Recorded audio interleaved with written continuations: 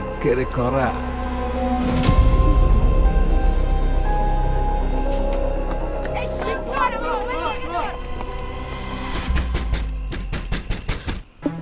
কি রে মা, এত দেরি করলি কেন?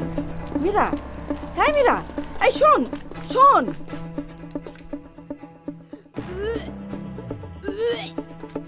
কি রে মা, কি হয়েছে? কি হয়েছে আমার খুলে বল। চলো বাবা, আমরা এলাকা ছেড়ে অন্য কোথাও চলে যাই। এভাবে চলতে পারে না। আজকেও একটা ছিনতাই হয়েছে, আর আমি প্রতিদিন ভয় নিয়ে বাসায় ফিরি। তুই কি সিরিয়াসলি অন্য জায়গায় যাওয়ার কথা ভাবছিস, নিজের বাড়ি ছেড়ে? আমি সিরিয়াস বাবা, তোমরাও চলো, নয়তো আমি একাই চলে যাব। মীরা শোন, আমাদের এলাকার দায়িত্ব আমাদেরই নিতে হবে।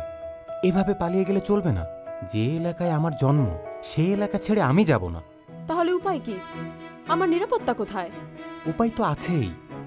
আমাদের দেশের প্রতিটি নারীর সম্মান, মর্যাদা এবং নিরাপত্তা নিশ্চিত করা আমাদের নৈতিক, সামাজিক এবং রাজনৈতিক কর্তব্য।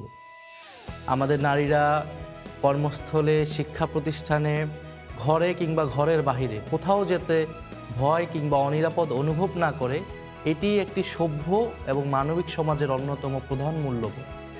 আমি দৃঢ়ভাবে অঙ্গীকার করছি যে যদি আপনাদের সহযোগিতা এবং সমর্থন পাই, তবে নারীর প্রতি হওয়া যে কোনো ধরনের হয়রানি, সহিংসতা, নির্যাতন কিংবা বৈষম্যের বিচারকে সর্বোচ্চ অগ্রাধিকার দেওয়া হবে।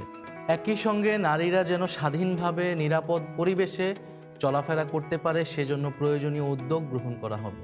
আমাদের মায়েরা, বোনেরা জুলাই গণ অভ্যুত্থানে যেভাবে আমাদের পাশে ছিলেন, আমি চাই যে এবারে নির্বাচনেও একইভাবে আপনারা আমাদের পাশে থাকুন, সহযোগিতা করুন। আমিও কথা দিচ্ছি, সংকটের সংগ্রামে আপনাদের অধিকার আদায়েও আমিও আপনাদের পাশে থাকব।